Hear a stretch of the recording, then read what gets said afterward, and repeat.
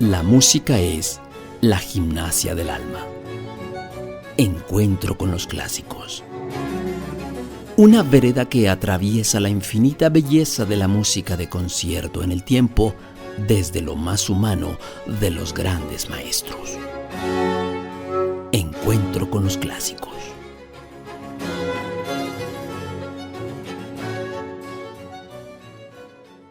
Richard Wagner.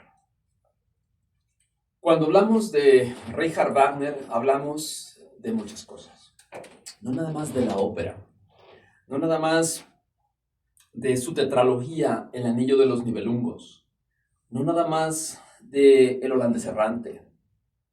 Es algo más que Lohengrin, es algo más que Parsifal.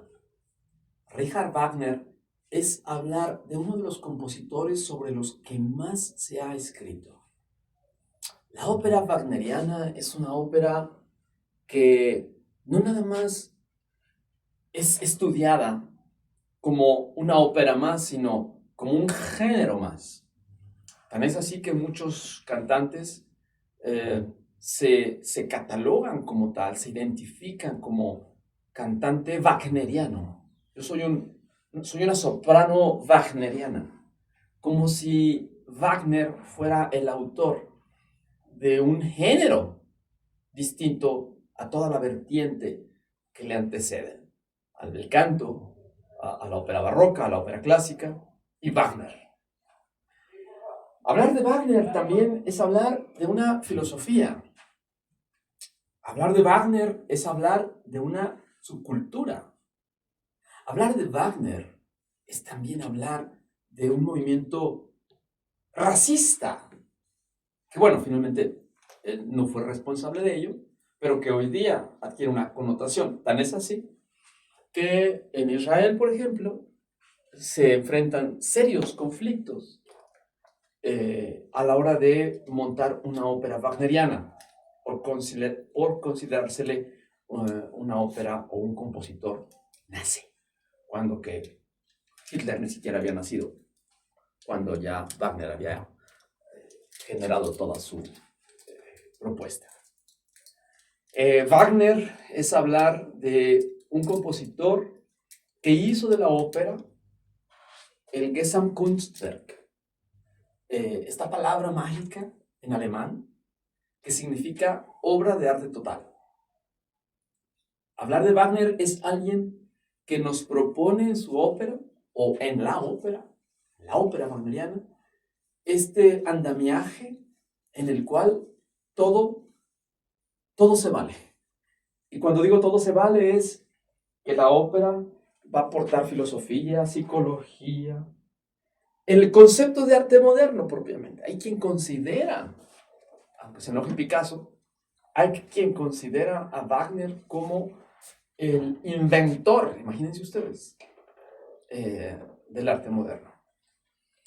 En el terreno psicológico se piensa que Wagner, previo a Freud, tuvo la idea de poder generar otro andamiaje capaz de poder analizar el alma o la psique humana a través del arte.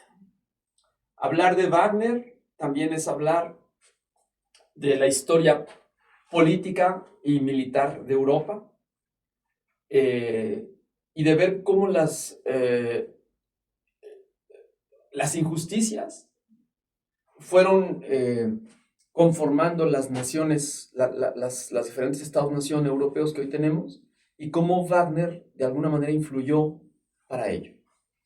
Hablar de Wagner también es hablar de Federico Nietzsche, el filósofo, desde mi muy personal punto de vista, más importante de la historia, Federico Nietzsche, y cómo él entabla un entendimiento profundo con él y después una ruptura. No es fácil hablar de Wagner, como se dan cuenta. Es un compositor, es un pensador, es un filósofo, es un psicólogo, es un politólogo, es un demagogo, es un ególatra, es un músico que tiene muchas aristas para poder enfrentarlo, para poder disfrutarlo, no sé. Para mí, cuando se habla de Wagner, inmediatamente la gente piensa en disfrute. No es algo para ser en estricto sentido disfrutable. El arte mismo, que es cuando entramos en este concepto no propiamente nuevo de lo que es el concepto del arte. O sea, el arte siempre es algo hecho para ser gustado. Aquí entramos en un alegato sin fin. Realmente el arte es algo cuyo principal objetivo es generarte un placer, un gozo. No necesariamente. Y ahí es en donde entra Wagner. Simplemente la introducción del Anillo de los Nibelungos es una entrada larguísima, en donde hay una nota sostenida. Y bueno, ¿qué está pasando? Bueno, hay una historia, hay todo un tema que se puede analizar al respecto. Bueno, vamos a empezar y vamos a tratar de desmenuzar en este o más programas. Afortunadamente tenemos esta posibilidad. Si hoy no concluimos con este día, vamos a dejar una segunda parte y una tercera, una cuarta, una quinta, décima parte de lo que es Wagner, porque creo que Wagner tiene mucho que aportar y mucho que hacernos meditar y reflexionar. Entramos directamente. Wagner va a ser un compositor que va a nacer en 1813 en Leipzig. Esto ya es decir muchísimo. 1813 en Leipzig. Esto ya es decir muchísimo. Por dos razones. Primero, en Leipzig. Ustedes saben que Leipzig fue la cuna, bueno, no la cuna, porque Bach no nace ahí, pero ahí vive.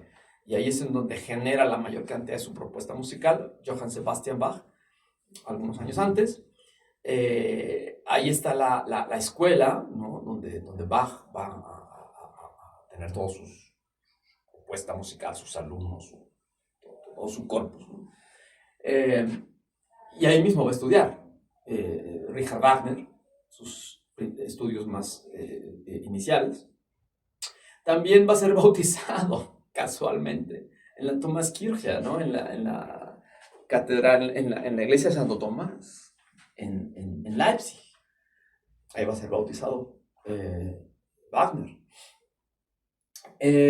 Y también en 1813 van a ser el otro gran compositor de ópera, que la gente reconoce como quizá también el compositor más importante de ópera, ¿no? En la historia. Estoy hablando de Verdi, Giuseppe Verdi. Entonces vean ustedes cómo estos dos grandes titanes nacen al mismo tiempo, en el mismo año, 1813, y son portadores de algo muy importante. Vamos a entrar directamente a manera de introducción, qué es lo que está pasando en Europa y sobre todo qué es lo que está pasando en el mundo de la ópera, que es en donde se clasifica, desgraciadamente. Digo desgraciadamente porque, como ya mencionamos en esta pequeña introducción, Wagner es más que un compositor de ópera. Wagner es muchas cosas. Cuando alguien menciona ópera y piensas en Wagner, piensas que es todo lo que hizo, y no es así. Pero bueno, ¿de dónde viene esta vertiente? Bueno, de entrada, recordemos que la ópera es un género que se desarrolla a principios del siglo XVII, en Italia, Monteverdi, la fábula de Orfeo.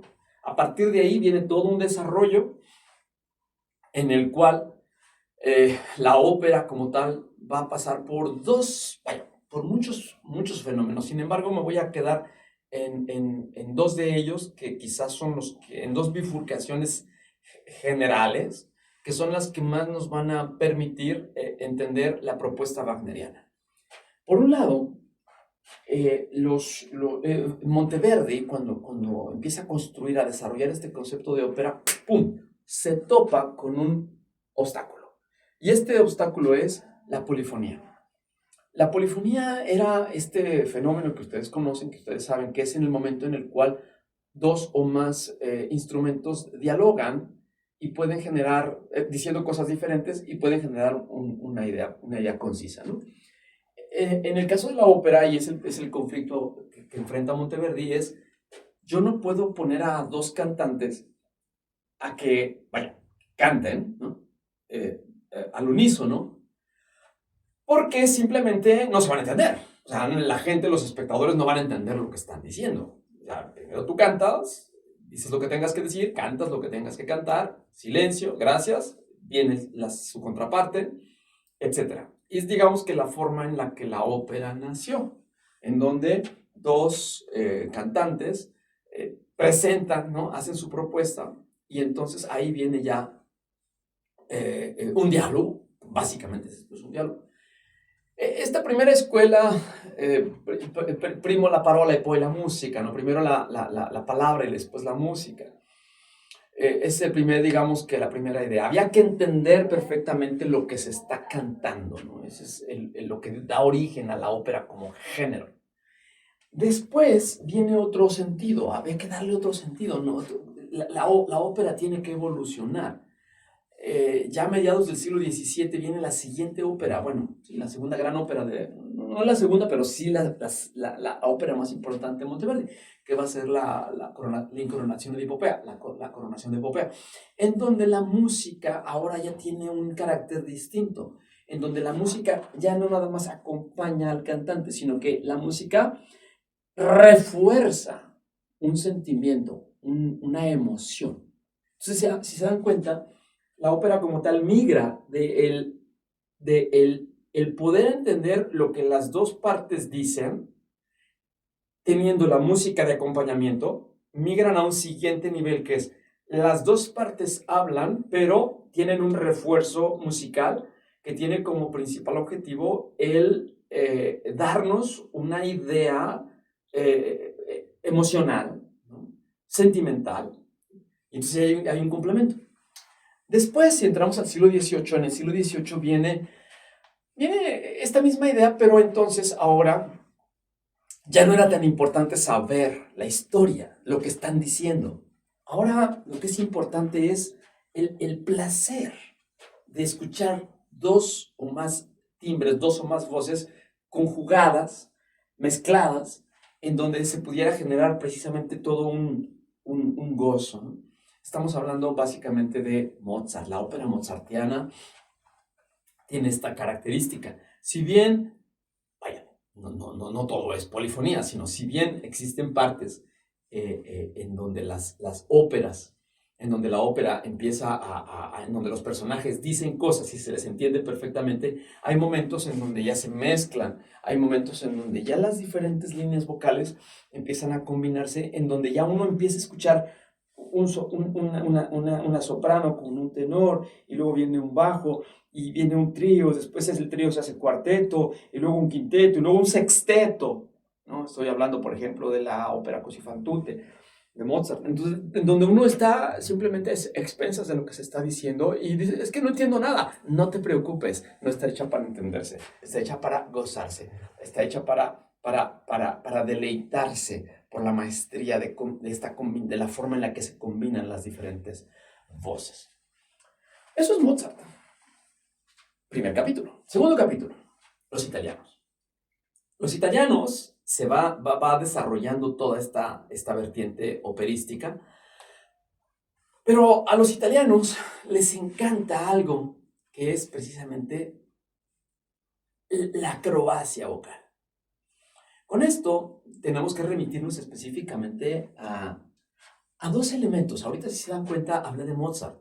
Cuando estoy hablando de Mozart, estoy hablando de una cultura alemana, germana, en donde, esto es lo que más me maravilla y más me encanta cuando abordamos el tema de Wagner, porque precisamente para entender esto tenemos que salirnos un poco del contexto musical y meternos específicamente en el terreno de la forma en la que se ve la realidad.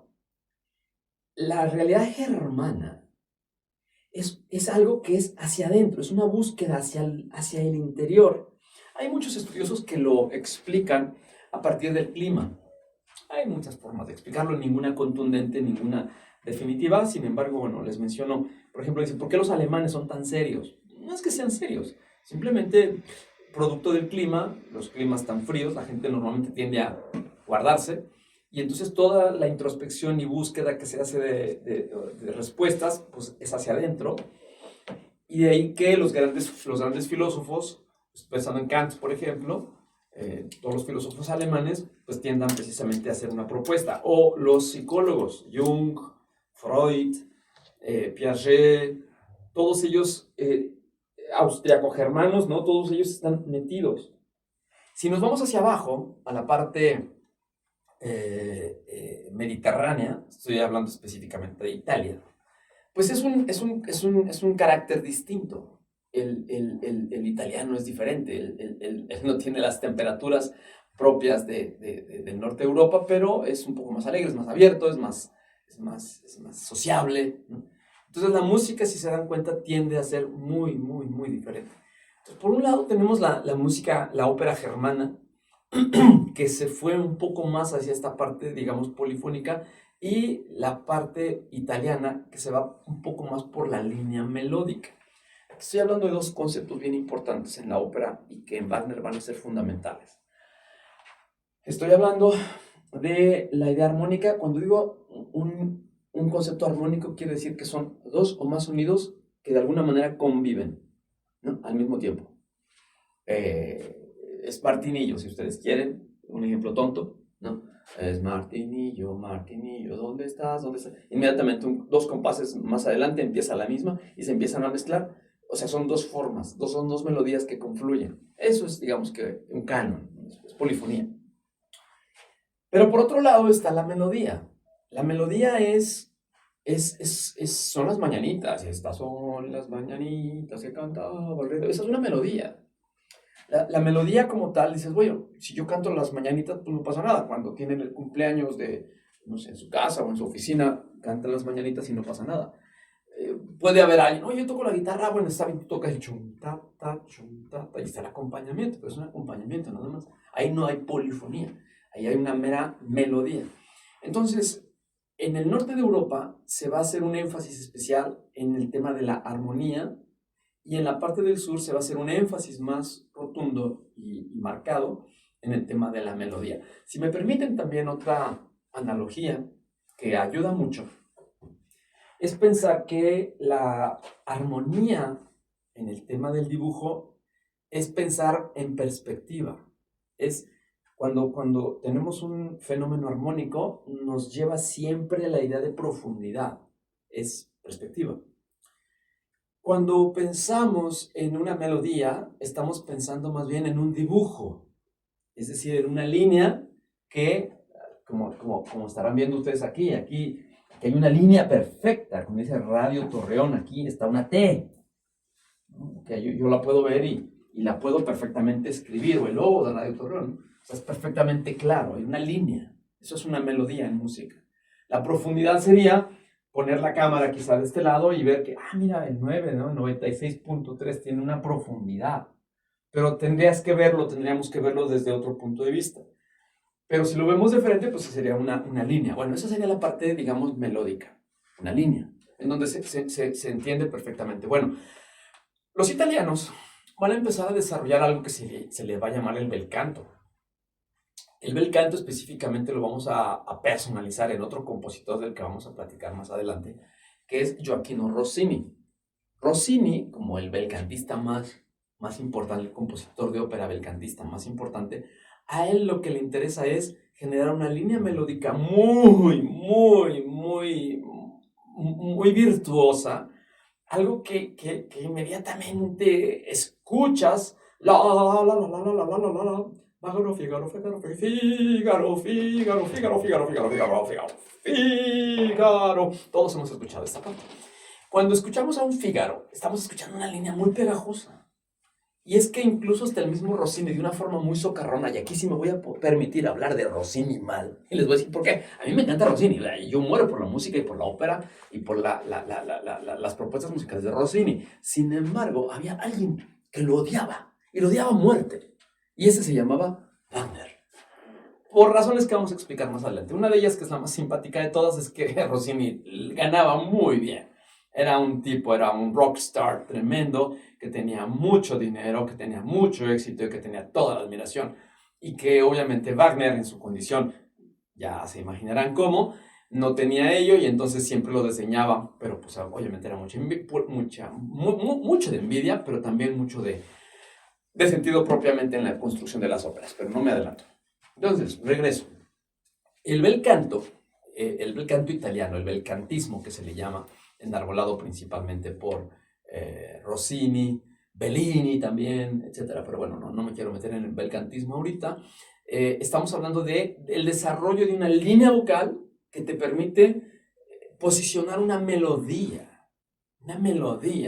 Cuando digo esto, y si me permiten también este ejemplo, seguramente les ha pasado que escuchan en algún momento, en alguna situación, una melodía.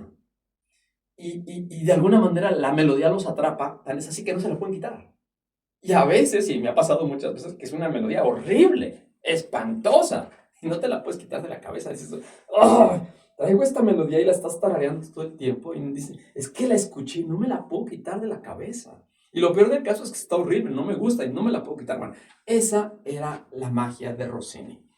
Rossini tenía esta capacidad de poner melodías muy fáciles de escuchar, muy simpáticas, muy divertidas. Es más, otro ejemplo más.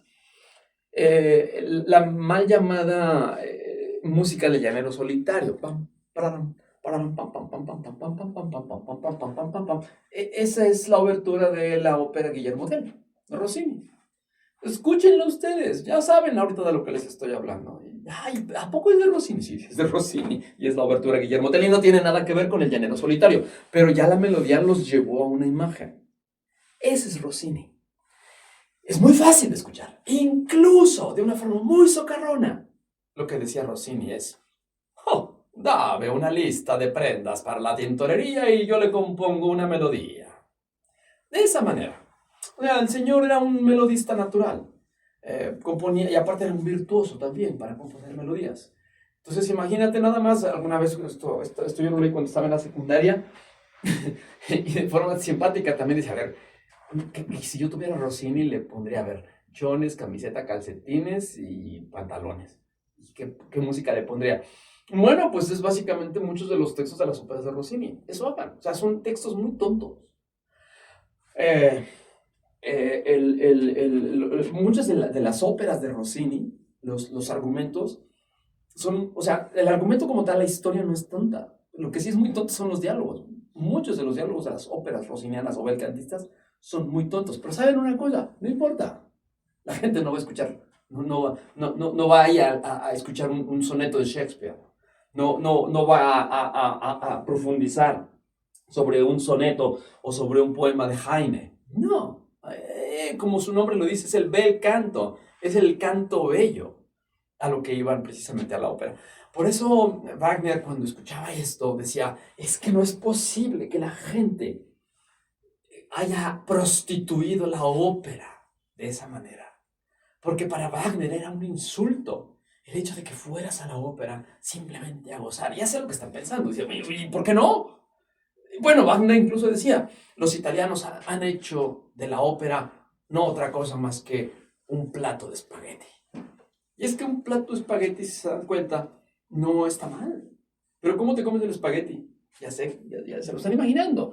Agarren su tenedor, denle vuelta, tiene su salsa ragú, quizá tiene un poquito de picadillo, no sé, ¿no? Las salsas, ¿no? Y es fácil de comerse el espagueti. Esa es una ópera rossiniana. O sea, Rossini era eso. Es algo que no necesita los dientes. ¿Por qué? Porque no hay carne, no hay sustancia, decía Wagner. No hay carnita, retomando su argumento, ¿no? No tienes que utilizar los dientes para poder comerte un plato espagueti. Ese entra, como quiera entra. Eso es Rossini. Y en esos términos, Richard Wagner dice, vulgariza, es un vulgar. Porque le da una melodía que le puede gustar hasta el más profano, hasta el más ignorante de los ignorantes le puede gustar esta música. Es asofajado y ha hecho de la ópera algo vulgar, algo que cualquiera puede escuchar, y algo que no se va a llevar, y algo que no nutre. Y ahí es en donde viene este conflicto wagneriano. ¿Y qué es entonces Wagner? Wagner va a retomar mucho de la tradición germana de la que ya platicamos, en donde viene Mozart, que es una explosión de armonía compleja, de voces, combinaciones, ¿no? El cazador furtivo de Carlo Maria von Weber también es otro referente germano. Y por otro lado viene lo italiano, esta melodía, esta forma fácil de escuchar la ópera. Y empiezan a confluir, vienen las dos vertientes. Dijimos que Rossini que Wagner nace en 1813. Las óperas de Rossini empiezan a tener mucho éxito hacia 1820-25. Son los grandes momentos de Rossini. Lo cual quiere decir que Wagner está muy jovencito. Es un niño, es un jovencito que se da cuenta de estas protuberancias, de estos mundos bajos, de estas cloacas operísticas en las que se ha metido. Y él dice, yo voy a cambiar. Y vamos a hacer un corte de estación y vamos a darnos cuenta de la manera en la que Wagner va a hacer un cambio radical de todo esto que acabamos de semblantear. Como se dan cuenta, para hablar de la ópera de Wagner, era muy importante generar el antecedente, tanto como tal, como género operístico, después en las dos vertientes, la ópera germana y por otro lado el belcantismo italiano. Y para esto, creo yo que ahora sí está la mesa puesta para poder disfrutar, no lo sé, pero sí más bien entrar, que dicho sea de paso, yo soy un fanático de la ópera de Wagner, pero no puedo decir disfrutar porque si digo disfruto de la ópera de Wagner, quizá el primero que se enojaría con mi punto de vista sería el mismo Wagner. O sea, no vamos a comer espagueti, no se preocupen. Vamos a tener un beef complejo, con mucho condimento, un buen vino, eso sí, muy caro, eso sí diría Wagner, tendría que ser muy caro porque si no, no vale la pena. Pero bueno, me estoy adelantando, vamos a ver un pequeño corte de estación. Regresamos, amigos, a esta edición de Encuentro con los Clásicos, en donde nos encontramos hablando de este controvertido compositor Richard Wagner. Bueno, ya decíamos que las bases están sentadas en el terreno operístico. Viene este individuo, Richard Wagner, nacido en 1813 en Leipzig. La primera pregunta, bueno, al menos lo primero que yo hice fue preguntarnos cuál fue la formación o cuál fue la influencia que tuvo Richard Wagner para poder legarnos toda una propuesta operística. No nada más compuso Wagner, aquí también debo adelantarme un poquito, no nada más compuso óperas, también hay una obra robusta instrumental, hay sinfonías, hay sonatas para piano, etc. Sin embargo, todo este material no reviste especial importancia en la propuesta en la música, en el terreno musical. Simplemente son, pues me atrevería a decir, hasta ensayos propiamente, no son obras que hayan llamado la atención y que sean incluso interpretadas o presentadas en escenarios de conciertos. Realmente por increíble que parezca, todo el mundo wagneriano se ha circunscrito básicamente a 13 de sus óperas, de las cuales ni siquiera las 13 son las que suenan las primeras óperas, el Hada, por ejemplo, o Rienzi, ¿no? El último de los tribunos, que son las óperas más iniciales, las más tempranas, no se interpretan. Entonces realmente Wagner revoluciona el concepto de ópera, revoluciona la historia de la música con muy poquitas obras, bastante pesadas y bastante sólidas en su estructura y en su propuesta, pero a fin de cuentas no es tanto, no como un Vivaldi o no como un Händel, digamos, o como un Bach. Pero bueno, básicamente aquí la pregunta era, ¿de dónde viene Wagner? ¿Qué construyó? ¿Quién lo construyó? ¿Cuál fue la principal influencia de él? La vida de Wagner va a ser muy conflictiva. Él incluso, su papá, el papá de Wagner, el papá biológico, va a fallecer cuando él tenía apenas 9 meses de edad. Después, su mamá va a tener una relación con un tal Geyer, Richard Geyer, Ludwig Geyer, perdón, y él también va a morir cuando Wagner tenía 8 años, incluso el papá original de apellido Wagner va a desaparecer y después va a estar utilizando indistintamente estos dos apellidos, Wagner y Geyer. Incluso ya siendo jovencito, él no va a saber necesariamente cuál de los dos apellidos o de quién era más hijo. Es un conflicto que lo va a ir persiguiendo toda su vida, por eso hago tanto énfasis en esto. Su mamá, también una mujer sufrida, pues lo va a mantener como puede. Él básicamente está en Leipzig, mucha de su vida la va a realizar también en Dresde. Va a tener alguna formación por parte de algunos maestros y tutores, ninguno de ellos famoso ni conocido. Va a tener alguna instrucción mediocre también en violín, en piano. Sin embargo, nunca va a ser reconocido como un intérprete, o nunca va a ser un gran intérprete o alguien que haya llamado la atención por la maestría en el que se desarrollara, ¿no? Esta es una historia también muy común. Viene a mi mente, no sé, Schubert, que si bien es quizá el compositor del periodo del romanticismo más importante, nunca haya sido reconocido por haber sido un gran intérprete, ¿no? Como a un nivel Liszt o incluso Paganini, ¿no? Incluso, y haciendo un pequeño paréntesis, Paganini realmente llamó la atención, sí, como por la cuestión técnica, no por la cuestión estructural musical. Como compositor dejaba mucho que desear, y que no tiene nada que ver con Schubert. Schubert como compositor era el gran compositor, quizá el más importante, repito, no así como instrumentista. Entonces es interesante ver. Bueno, el caso de Wagner es algo también interesante porque sí es como compositor, no así como compositor de sonatas de piano, no como compositor de sinfonías, pero sí como compositor de óperas en el sentido wagneriano del término. Es a donde quiero llegar en esta sesión. Entonces, Wagner tiene esta formación musical mediocre. Él se va a interesar por muchos temas. De hecho, si nosotros vamos y analizamos el opus wagneriano, nos vamos a dar cuenta de que no únicamente existen escritos u obras musicales, sino que hay tratados sobre historia, sobre política, sobre religión. Él va a ser un antisemita declarado.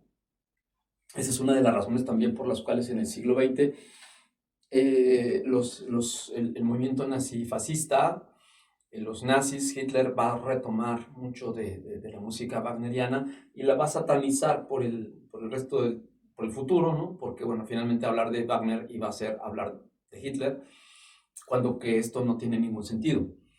El hecho de que del antisemitismo en Wagner obedece no tanto a una cuestión filosófica o religiosa, ¿saben ustedes?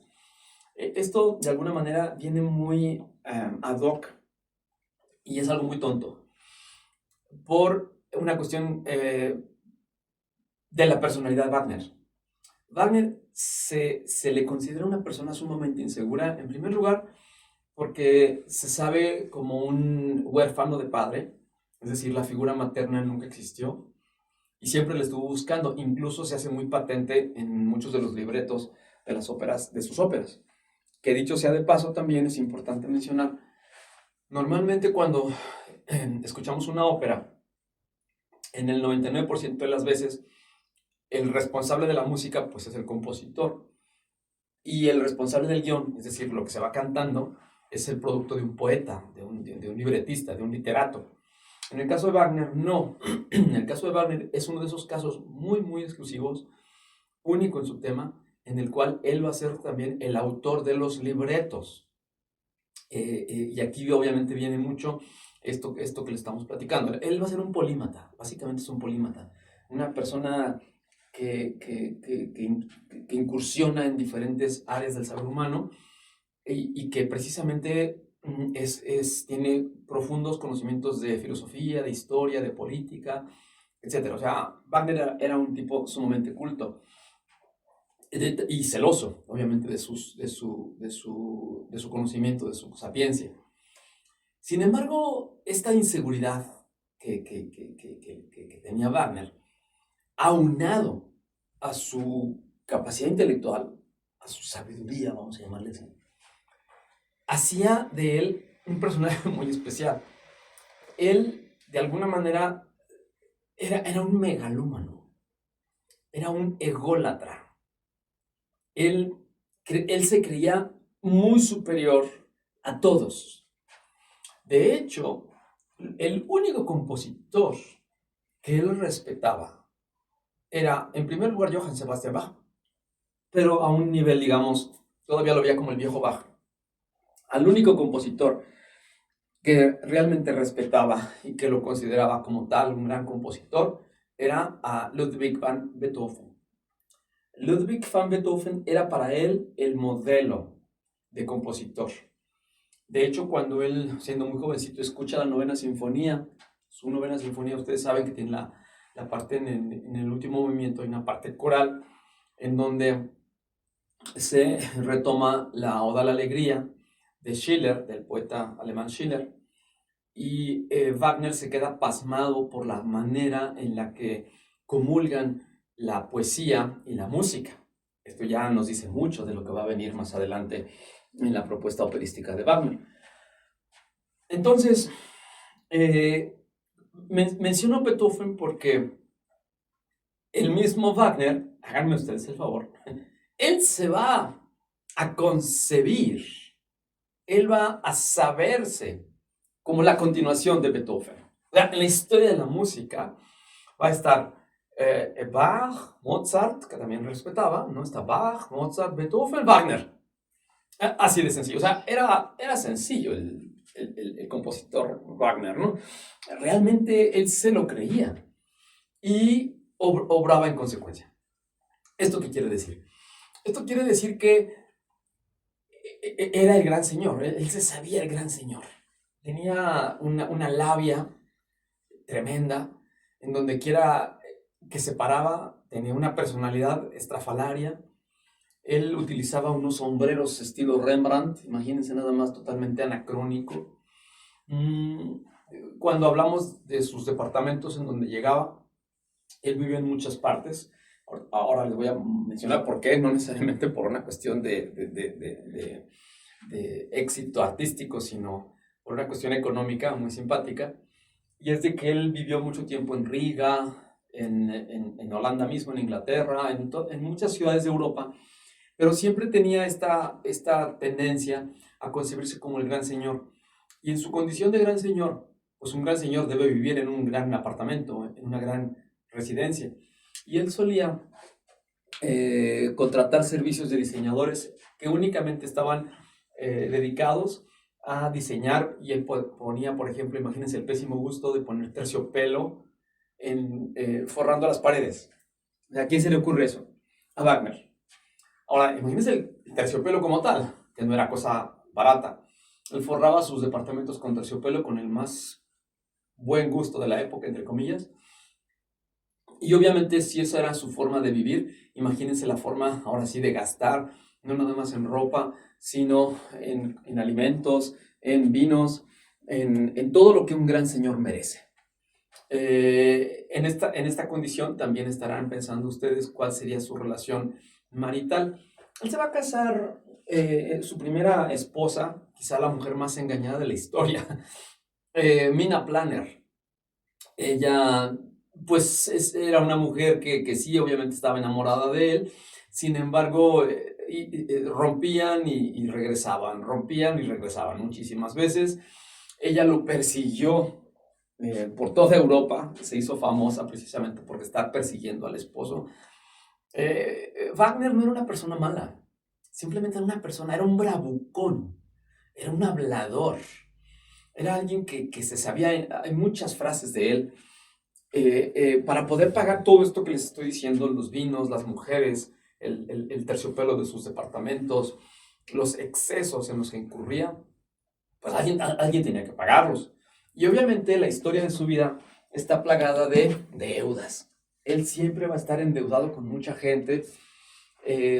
Incluso, ahora les decía que él viajó a diferentes ciudades de Europa, no necesariamente en giras artísticas, sino que él iba de pueblo en pueblo, de ciudad en ciudad, pidiendo prestado. Y la única razón por la que él se mantenía ahí y en su momento tenía que escapar era precisamente por el terror a que le cobraran sus proveedores, ¿no? La gente que le prestaba dinero. Él estuvo en la cárcel. Obviamente decía, bueno, sí, yo le debo mucho al mundo. Fíjense nada más para esta parte cínica. Decía, yo le debo mucho al mundo, pero el mundo me debe más a mí. Esta frase a mí me dice mucho de alguien como Wagner, ¿no? Él realmente pensaba que el mundo existía para él, no él para el mundo. El mundo tenía que rendirle, tenía que estar a sus pies por la propuesta que estaba haciendo o que quería hacer. Incluso va a tener, más adelante va a conocer a otro gran compositor que va a ser reconocido y que va a ser incluso, lo va a ayudar, Franz Liszt. Franz Liszt, él sí siendo un gran, ustedes saben, un gran pianista, un gran rockstar, si me permiten el término, con mucho dinero, va realmente a apoyar a Wagner. No nada más le va a dar mucho dinero a Wagner, sino que también le va a dar a su hija, a Cosima Liszt, Cosima Liszt, una de sus dos hijas, casada, dicho sea de paso, porque también Wagner se metía con mujeres, obviamente casadas, solteras, no importaba, y le va a robar la esposa a Franz von Bülow, un director de orquesta también amigo de Liszt, amigo entre comillas de Wagner, y obviamente le va a robar también a la esposa. Va a tener un contacto con el rey Luis II de Baviera. Él va a vivir incluso algunos años, algunos momentos en el castillo de Múnich, este castillo del cual, dicho sea de paso, se toma como modelo para hacer el castillo de Disney. Bueno, este castillo que se encuentra en Baviera, ahí vivía precisamente Wagner, y él había hecho toda una ruta, la ruta de Wagner, que es una ruta de escapatoria. Él tenía que escapar de todos los proveedores porque tenía el miedo que lo metieran a la cárcel o que incluso le cobraran. Menciono esto no por una cuestión, no sé, de chisme barato, sino que es importante mencionarlo por la cuestión del antisemitismo del que yo les hablaba. Si hoy día pensamos en Wagner, o si alguien de ustedes viaja a Israel y dice que le encanta la música de Wagner, van a tener problemas, porque como ya dijimos, el wagnerismo o la ópera wagneriana está en estricto sentido asociada con el nazismo. Y si ya decíamos también que Wagner era un antisemita, pues inmediatamente viene, al menos eso sucedió cuando yo empezaba a leer acerca de la vida de Wagner, yo inmediatamente pensaba que él tenía un odio por la historia, por la cuestión teológica, por la cuestión económica, por el sionismo, por lo que ustedes quieran, todos los argumentos que los antisemitas tienen. No, realmente no. O sea, pensemos en un Wagner, sí, en un bravucón, en alguien que dice yo soy el mejor y yo merezco todo lo mejor. Ese tipo de personajes que todos conocemos y con los que a veces lidiamos y que ya no soportamos en las veladas, en donde, ay, ya llegó este fulano, que se la cree que todo lo que dice cree que es cierto. No le hagas caso, es un megalómano. Él cree que lo sabe todo, que lo tiene todo, que todo lo puede, que conoce a todo el mundo, que tiene el mejor coche, la mejor casa, pero no te creas, a todo mundo le debe, todo mundo le está cobrando. Ese es Wagner, con la diferencia de que su propuesta operística no es vacía, al contrario, es sumamente robusta y llena. Pero bueno, termino con el concepto del antisemitismo. Cuando él llega a París, se va a encontrar con Giacomo Meyerbeer. Giacomo Meyerbeer era en su momento, bueno, ustedes lo conocen también, compositor también importante. Él era el director de la ópera de París, del Conservatorio de París, de la ópera también. Y ahí él trata siempre de, en algún intento de presentar una de sus óperas, y siempre le cerraron la puerta a Wagner. No nada más le cerraban la puerta, sino que también le cerraban mucho, porque incluso Meyerbeer en sus memorias se habla de que existía la voluntad de apoyarlo como compositor. Finalmente, pues era un compositor incipiente que tenía y que quería abrirse paso. Se dice que el mismo Meyerbeer lo quiso ayudar.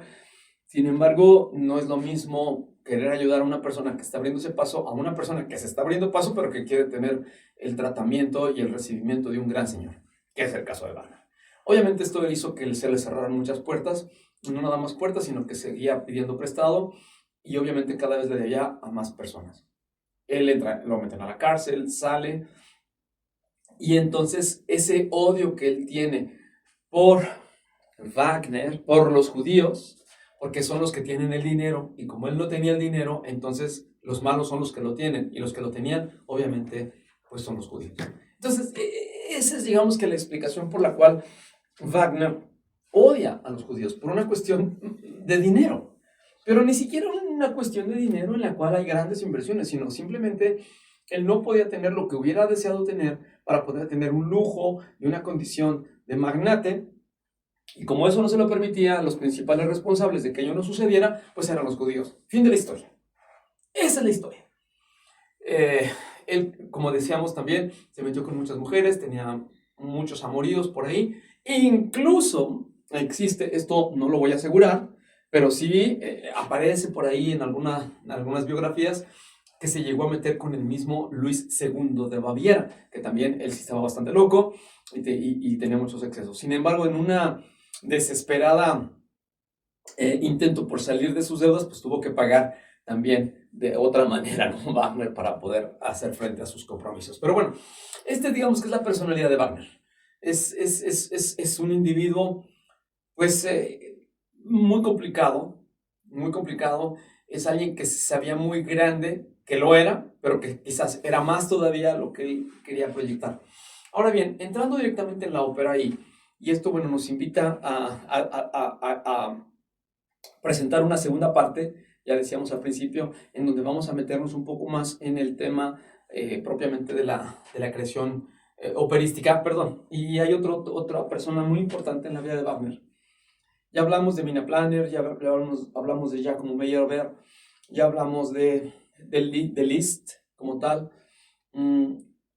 ya hablamos de Cosima, bueno, Cosima Liszt, su hija, pero hay otro personaje también que va a marcar, incluso es la piedra angular de varias obras, tanto musicales en el caso de Wagner como escritas en el caso de filosóficas en el caso de esta otra personalidad, que va a marcar también la historia. Y estoy hablando de Federico Nietzsche.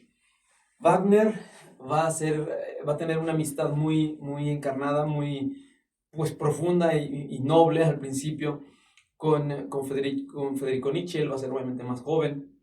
Federico Nietzsche nace en el 44, Wagner en el 13.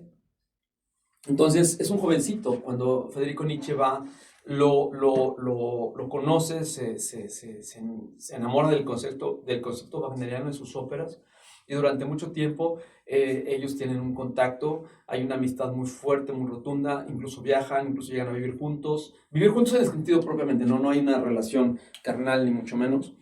Estaban viviendo juntos y obviamente hay una postura, hay una admiración muy legítima y muy profunda de Nietzsche con Wagner. Al final de su vida, cuando escribe la última ópera, Wagner, Parsifal, hay una ruptura, de las que voy a platicar en otro programa, la ruptura y la relación específica entre Wagner y Nietzsche. Y es que la ópera, la filosofía nietzscheana, tiene mucho que ver con lo propuesto y con lo que busca Wagner, principalmente en la tetralogía, ¿no? En su tetralogía, El Anillo de los Nibelungos. Entonces ahí hay otra personalidad, hay otra época importante en Wagner. Ahora, si nos vamos directamente a la ópera de Wagner, ¿qué es lo que rescata? Bueno, la propuesta wagneriana en un concepto muy sólido, podemos hablar que él lo que va a tratar de rescatar es la riqueza de la mitología. Él va a ser un gran amante de la mitología griega, y no se diga de la mitología celto-germana. De hecho, su gran propuesta, la tetralogía, El Anillo de los Nibelungos, va a ser un retrato y una propuesta de todo lo que es un rescate de todo lo que es la filosofía, de la mitología celto-germana. Pero antes de entrar a eso, vamos a regresar al concepto propiamente de la mitología griega. La mitología griega para Wagner era lo más importante. No griega, en general, la mitología era una propuesta que incluso se dice que es todavía pre-jungiana.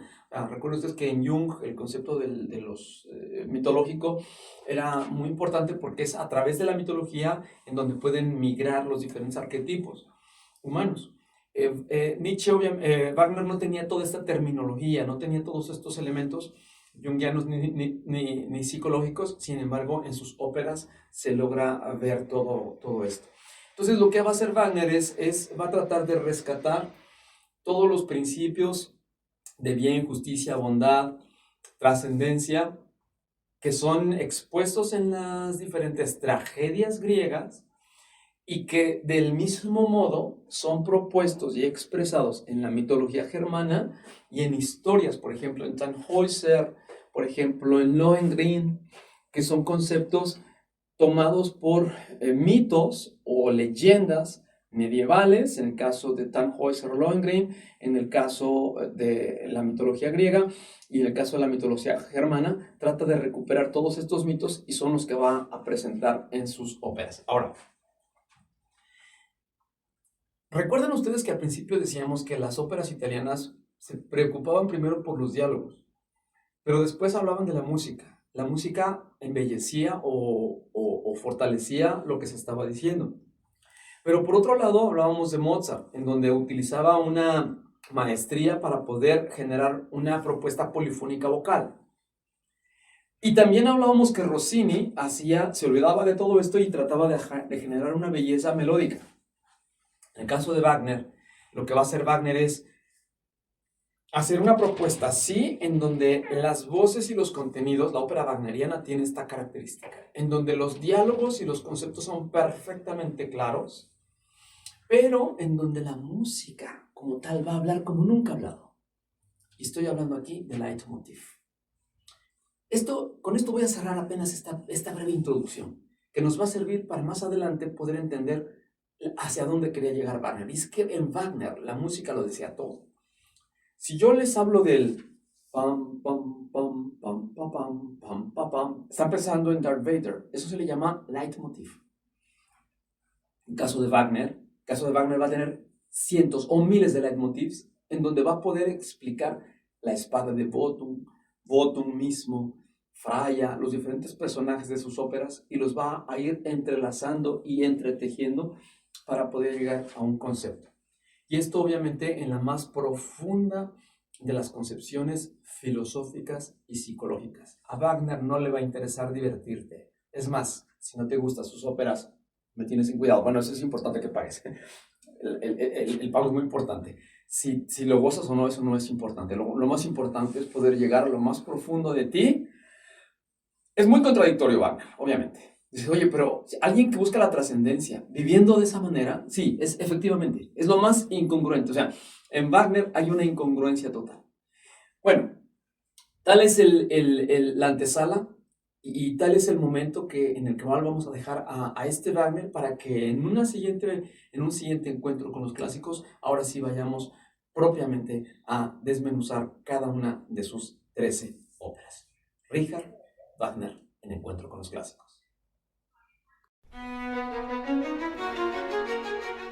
La vereda hacia la belleza se va formando al andar con nuestros sentidos. Dejemos que sean las musas y sus emisarios, los grandes maestros, quienes nos acompañen en nuestra próxima emisión. Encuentro con los Clásicos.